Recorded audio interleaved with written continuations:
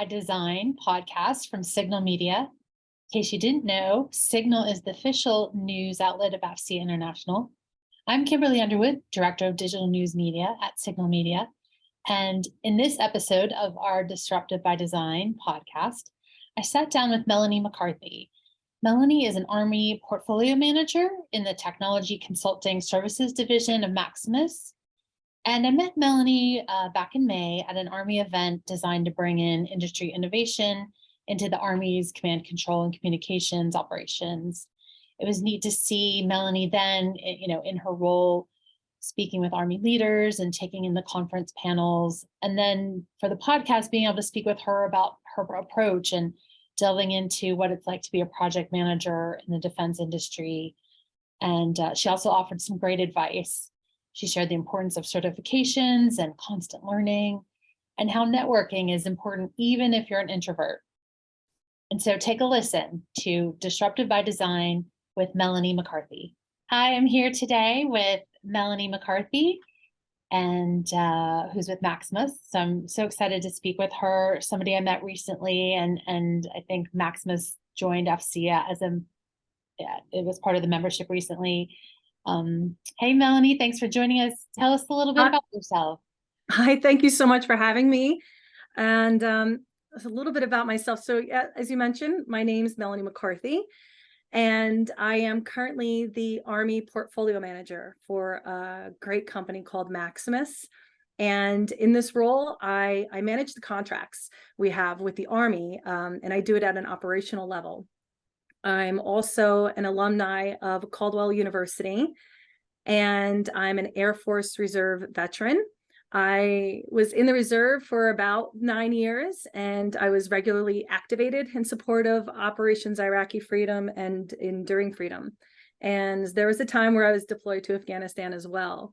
So after about 9 years, I chose to re-enter the private sector, but all lanes always bring me back here to supporting the soldier, just in different capacities. So I also have an amazing husband and four children. That's 4 children that keep me very busy. So my hobbies include chauffeuring them around and also chauffeuring them around. Oh yeah, I can imagine the exponential amount of activities when you have more than one. And tell us a little bit about your role at Maximus, kind of, what's involved, what are you working on these days, and a little bit more about your role. So, all right, role and working on. So my role, as I mentioned, is the portfolio manager. So one of our contracts, we provide support to the Army Shared Services Center on a contract called Unified ERP. And on another one, we provide support to the Army Training Information System Service Desk. I'm going to try really hard not to use acronyms and abbreviations. We have technical and functional SAP, that's a software enterprise resource planning ERP consultants that support across all sustainment activities.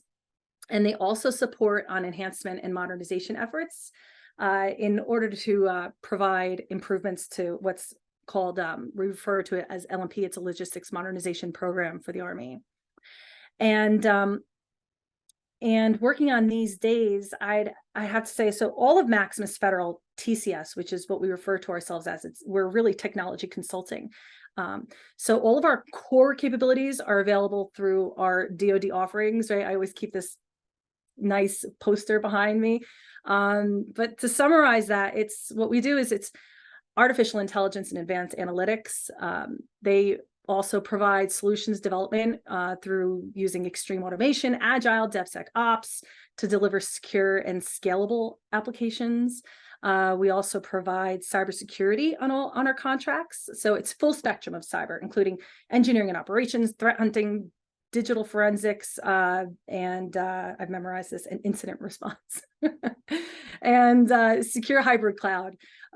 So our folks enable cloud solutions, and they built to be customized and integrated easily with all major infrastructure providers and FedRAMP authorized solutions. And then, of course, there's everyone's favorite topic, right? Data. So we provide data governance and management. So I like to say that we give DoD the power to make data-driven decisions. to advance the mission. But, data centric, it's always like, quote unquote, it's everyone's favorite buzzword, right? What's it really? It's information, right? It's really all about the information. In the end, getting through all that data to get the information to the right person at the right time, right? And you and I met last week, Kimberly, at TEMX. TEMX is Army's technical exchange meeting, right? And it is their 10th, hence TEMX, right? And right? I mean, I don't know if you would agree, like it felt like it was foot stomps, it's just, everything leads back to, I need your help, industry, getting what I need, the data I need, the information when I need it to the right person. Yeah, absolutely. I definitely thought that there were many Army leaders, and not just within the organization that kind of hosts these events, PEO C3T, which is the Program Executive Office, Command Control and Communications. But it was, the senior leaders, the Army Futures Command, Commanding General, they were all talking about data. And I guess why is that important, I guess, for the Army and, what they need to do? Yeah. So, and, DoD, it's shifting, right? It's shifting into this data centric force. So currently it spends way too much time arranging data, not enough time on analyzing the information, right? So we're going to see this shift. And I think that, well, hopefully, with AI/ML, we're going to get to that 80-20 paradigm that these leaders are always referencing, that paradigm where they'll be able to spend more time analyzing the information than they are sifting through all the data. So at Maximus, yes, we have all those capabilities to support the modernization, the AI/ML, the cloud, the data governance efforts. But what I think is more exciting is that CX is, this customer experience. It's always top of mind, right? And how we deliver services to customers. So it's really a team here, and we work hard to break down those inevitable silos that you see in large businesses, right? So a perfect example is just this week I had a meeting, I think the day before yesterday, and it was an internal CX meeting where one of our defense health teams was sharing with all of us, all of the areas within Maximus Federal, how they're improving and bringing CX to their defense health client through, web mobile apps. And that was just for us, it's kind of breaking down these, consistently breaking down these little internal silos. So, yeah. And, with our Army DoD contracts, they really, what I love about them is that they hit every nail on the head, right? Like we deliver all those core capabilities within those contracts, right? It's not just one contract where I'm only focusing on cloud or I'm only focusing on AI. They all kind of encompass like a little bit of everything. And so I like to say, everyone says, well, so Maximus is a systems integrator. Yes, that's what we are. When I walk up to someone and they're like, hey, what do you do? Where do you work? What do they do? We're systems integrators, but we're so much more, right? So I believe, and this is just me speaking, but I believe like we're really a center for innovation. Like it's a large company with a small company feel has been my experience. And I think that culture is really promoted within Maximus. So that was a long answer, but I think I covered it and what we're working on. Right. And how did you get your start in the industry? You mentioned obviously being in the Air Force Reserves, but kind of what was your first foray either into the military or into the defense industrial base? I guess. Yeah. So that is how it got started somewhat. So it is kind of like I was juggling, but with all balls in the air at the same time. Everything for me has always been like simultaneous, from the beginning. So it started off in the Air Force Reserve while I was in college. And I landed a dream job as like the head PM right out of college. But right, so in that role, I built the department from the ground up. So I authored their SOPs, their standard operating procedures, and their processes. Now I said that simply, right, but it wasn't simply done, right? So that's how I got started. But it was long. I would have to say that it was because of my work ethic and advocates that I had along the way. Where people said, hey, you need to hire her, right? So I think that's why I was able to have such a fast start within my career. And it was because of all the jobs and all the internships that, stayed throughout my college career, coupled to the fact that I was in the Air Force Reserve and all the deployments I was doing, and I still managed it all. And I think that's what landed me that first job. And then that it just took off from there. So, but along the way, I have to say, I had some big surprises. So like we always plan things out. We say, okay, I'm going to do this, and this is my 5-year plan. I'm going to take these steps. But along the way, I discovered the value of networking. Right. So I had to say, to the young listeners out there, don't underestimate your connections. Go to the events, introduce yourself. Yes, even post-COVID, shake hands, but just bring your hand sanitizer with you. So admittedly, and I'm pretty introverted. So I've learned it's extremely important to go to the events and make just a conscious effort to advance my career. And people are often surprised to hear that I'm introverted. But I attribute that to my constant efforts to network. But I am, and it's really hard.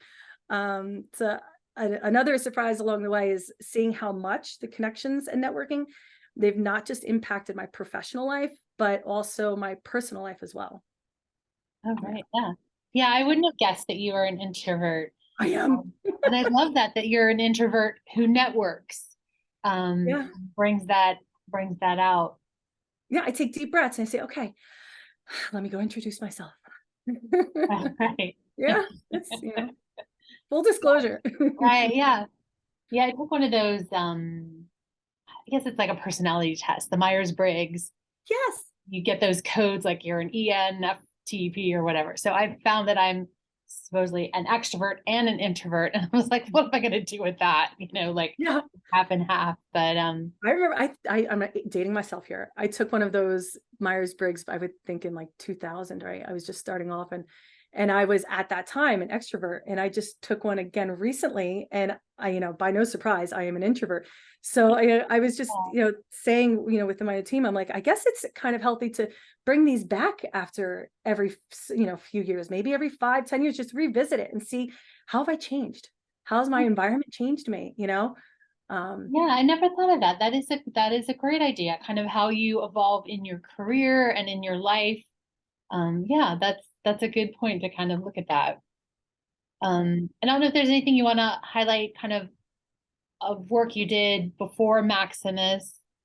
And then I was going to ask about mentors, any kind of mentors you had along the way who helped you. Sure. So just previous to Maximus, I was a contractor. So I would say, I gained experience, all the experience I needed to be within the position I am now. So it's actually while at Maximus that I've really put and I say it like quote unquote, my formal career training. It's a certifications, right? And the certifications against my experience. So it's so easy, especially as a contractor, when you're running your own business, to get caught up in your work days and to have the time to, the time just escapes you and you ignore those certifications and you just kind of go in, in the back seat for now. So, contracting is now in the rearview mirror for me. And here at Maximus, they provide opportunities for career development across federal practice and particularly in defense, I've found. So I received my PMP here. I also took and received a Harvard Business Leadership certification, which, I was so proud of myself for that. And then next week I start an Agile course. So that's going to be interesting. I know. Yeah. And agile software development, agile acquisition, or just kind of practitioner is what I've been. Practitioner. Yeah. Very cool. Yeah. Yeah. So, and for mentors. So what makes a good mentor? I think good mentors have to be, and I don't have a textbook answer for this, but for me, I think a mentor has to be actionable, right? They have to have an eagerness to invest in others, and that's asking a lot of somebody, right? I mean, but in the end, it's really just information sharing, right? So it doesn't matter what generation you may associate yourself with, you're always going to encounter those people that will keep their information close hold, right? So, but I think that a natural mentor, they just have this inherent desire to share their knowledge with the world and to impart on others so they too can succeed, right? So I've been fortunate enough, I think I've been fortunate enough to encounter many of those generous people along the way, but it also might be because I, subconsciously seek them out.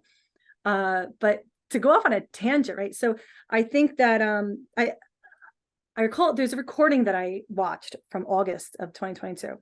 Where they brought together some leaders from within DoD software factories. They're interviewed, and one of them mentions that the software factories, that they mentor and enable organizations to implement their capabilities. And I thought, wow, really? That's a really nice nice spin on it. So it was software factories as a service, right? Is how they worded it. And I really liked that. And I'd never thought of mentorship outside of, that one-on-one personal connection.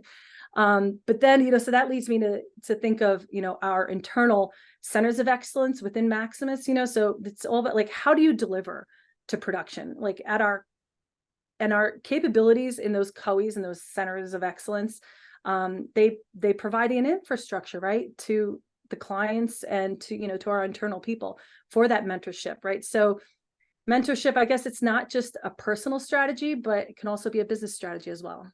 Oh, yeah. Yeah, I didn't think about that. I like that. And then kind of how do you prepare for your job? How do you stay on top of trends? You guys have all these kind of emerging technologies, cloud, AI, and you're doing technology consulting. You mentioned your certifications, but kind of what do you do to prepare and increase your skills over time? Yeah. So for me, it's not necessarily just a want, it's an absolute need. So I am in a constant state of learning.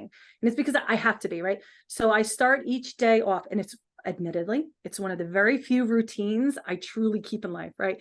So, but I start off each day reading at least 2 articles related to my industry, whether it's Army, DOD, the technology.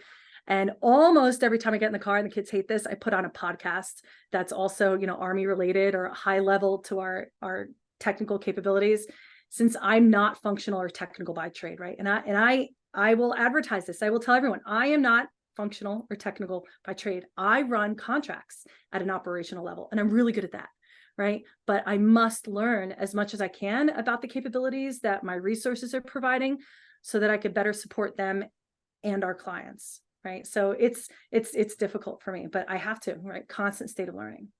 Right, sure. And then you've had some great advice already, but what else would you tell young people, especially women kind of in this tech industry or in the defense industry? What can they do to kind of help themselves or their careers or kind of get a foothold? I'd advise that for women, that you don't have to check off every box to be qualified for a position. I heard this nugget of advice in a Women in Cyber forum. And again, remember, I'm not technical, right? But I put myself into these rooms all the time, right? So I was at a Women in Cyber forum, and for me, that really hit home. So I know it's a known statistic, right, that many women, we hold back from applying for positions because we think that we need to be fully prepared and literally check off every box. Well, we don't. That's not the case. So I really think that all we need to ask ourselves is that, am I capable? Are you capable? And absolutely apply, go for it. Yeah, that's really great. And then for senior leaders, what would you tell the more seasoned people who've kind of been leading for a long time? What do they need to know about today or about technology or what's happening in the world? What advice do you have for them? Well, I could shout this from the mountaintops. So I think that in this post-COVID world that I want to shout to senior leadership that flexibility is okay. You don't need butts and seats. This new generation, they've been through so much, they're not afraid of change. Give them autonomy. Now, right, I say that with a caveat, right? Co-location, butts and seats, it is necessary at times, most notably in agile software environments. But I'm speaking generally. Generally speaking, flexibility is okay. And if you give them that autonomy, that they're going to succeed and flourish. Right. Yeah. Yeah. I hope they listen to that. I think that's very strong. And then, of course, our podcast is called Disruptive by Design. What does it take to be disruptive? And, I don't know if you have any examples of some of the risks you took in your career that were important or paid off in the long run, kind of being disruptive or taking chances. So disruptive by design. So to me, it's an intervention, right? It's an intervention into something pre-existing, something's already churning to affect a change. So, but that has to be done with intention, right? It's strategic. So disruption by design, I don't think of it as a thing. To me, it's a verb. It's an action that's taking place. And what really matters is the outcome of that action, right? And I think that is disruption by design. So the best example that I can think of is 3D printing, all right? And it's not just private sector, right? We're talking public sector too. So for instance, the Army, it's deployed technology that enables those rapid field repairs, right? That on demand, they find Army has on demand, can you believe it? And our team assisted the Army along with other industry partners, right? We're not alone in this effort. It's a massive effort. And we are Maximus's contributions. We had SAP technical developers, we had training content developers, we had application security analysts and product lifecycle business analysts. And they all came together and they helped bring this 3D capability to the field, which I actually think is what brought me to this podcast. Right there, I published an article in Signal magazine, and I think that's what threw up the flag. So I appreciate that. And but that's just a snippet, right? So Maximus, we're at the forefront, right, of implementing and leveraging these emerging technologies to help DoD meet its mission, and in large part through AI/ML.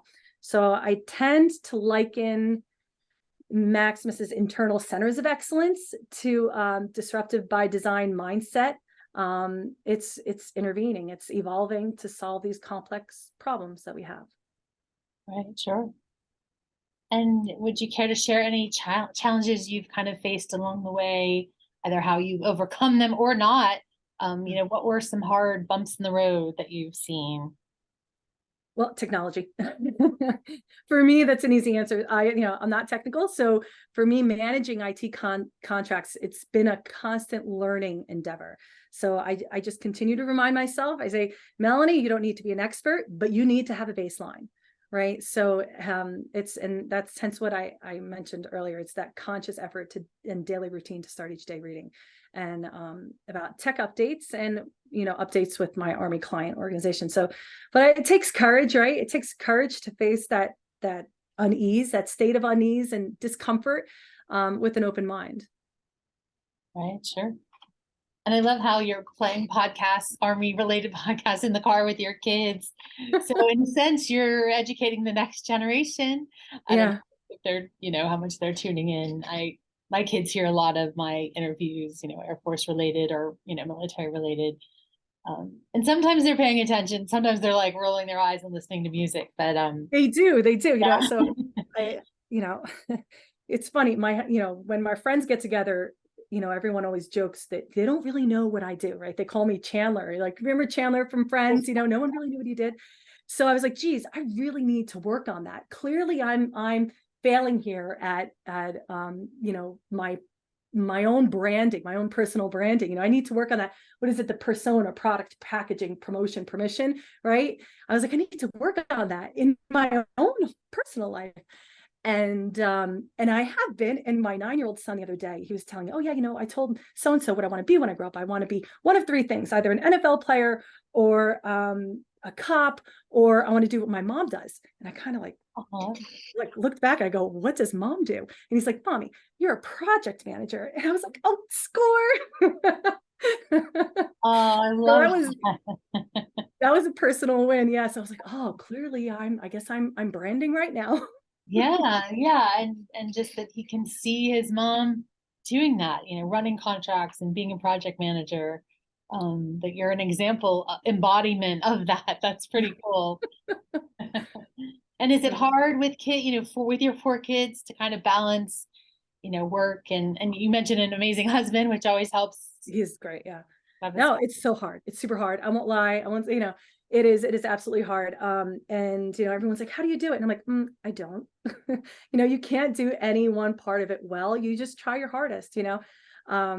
What throws a wrench into everything are the after school activities, the sports. I always say everything's manageable, even the budget. Everything's manageable for kids until you get to sports. Then good luck. It really takes a community, and that's where that networking comes into play. If I don't get to know these parents, these team parents, the coaches, the community, the school, then who am I going to reach out to when I need help? Right. Wow. So getting out of my own comfort zone, it's extremely important. Yeah, absolutely. And anything else you wanted to highlight? Well, so I guess to leave it with, I think to bring it back into our DoD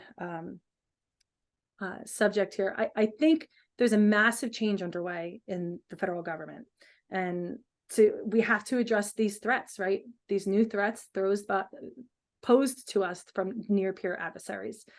And I think it's going to take both technology and expertise to stay ahead and lead that change. And I'd like to encourage everyone to stay curious and to make conscious efforts to stay sharp, be disruptive by design through your actions.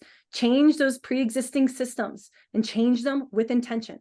Be intentional about changing them. And remind everyone that emerging leaders, they're not afraid of change. And I really feel that DoD is on a trajectory to enable the modernization efforts needed for our national security. And I'm hopeful for the future. Oh, well, I love that optimism, and I love that call to action to affect change and be strategic and kind of keep your eye on the outcome. Yeah, we all need that kind of vision. I think that sounds great. Well, it was so fun talking to you, Melanie. Thanks so much for taking the time. I really appreciate it. Thank you. Thank you so much for having me. Thank you.